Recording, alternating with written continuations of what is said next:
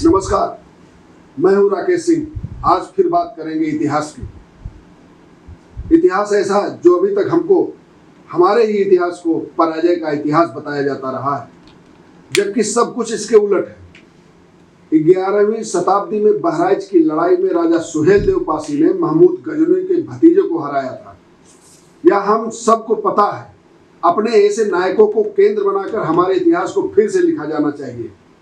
साथ ही इन नायकों को जातीय दृष्टि से नहीं देखना चाहिए, बल्कि उनका राष्ट्रीय नायकों के रूप में याद किया जाना चाहिए।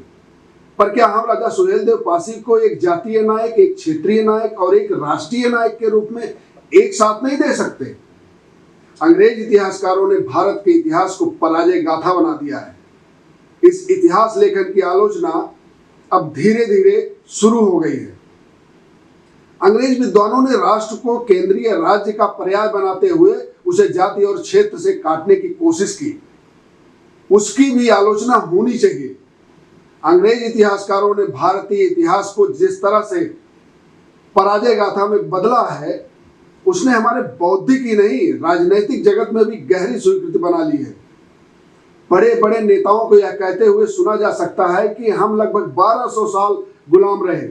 किसी विद्वान या इतिहासकार ने उनकी इस जानकारी पर उंगली तक नहीं उठाई। 1200 साल पहले सिंध हमारे हाथ से निकल गया था, पर इससे भारत की गुलामी तो किसी तरह साबित नहीं हो जाती। यह भी सही है कि नेता कोई इतिहासविद नहीं है। उन्होंने तो वही कहा जो यहाँ वहाँ वो सुनते आए हैं। अंग्रेज इतिहासकारों ने जो लिख दिया वही भारतीय इतिहास की लीक बन गया। उसमें यत्र तत्र कहीं कहीं संशोधनों के अलावा उस इतिहास की व्याख्या या इतिहास दृष्टि को अपनी दृष्टि से, अपनी नजर से देखने का कोई प्रयास नहीं हुआ। भारत का इतिहास लिखते हुए अंग्रेज लेखक केवल साजिश ही नहीं कर रहे थे, वे अपनी इतिहास दृष्टि को भारतीय इतिहास पर थोप रहे थे। अगर आप ब्रिटिश इतिहास को देखेंगे तो पाएंगे कि वह बाहरी विजेताओं से बने राजतंत्र का इतिहास है।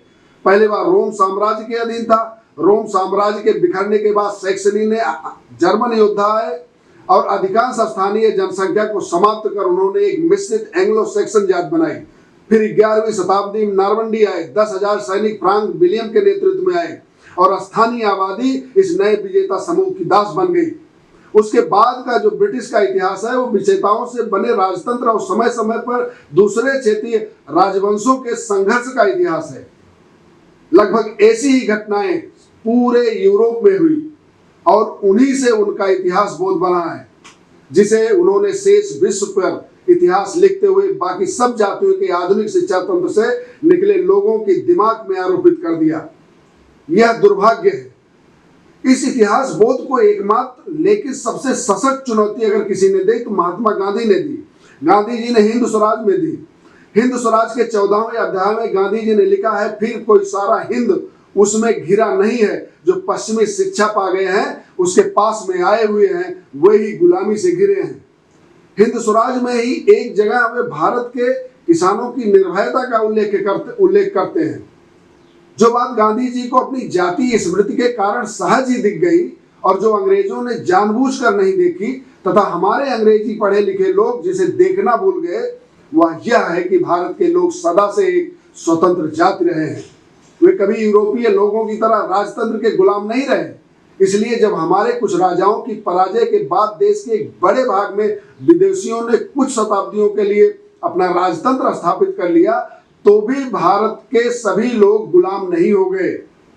भारतीय इतिहास को पराजय गाथा के रूप में बताने के लिए अंग्रेज इतिहासकारों ने दिल्ली में मुस्लिम राज्य की स्थापना को भारतीय इतिहास की धुरी बना दिया।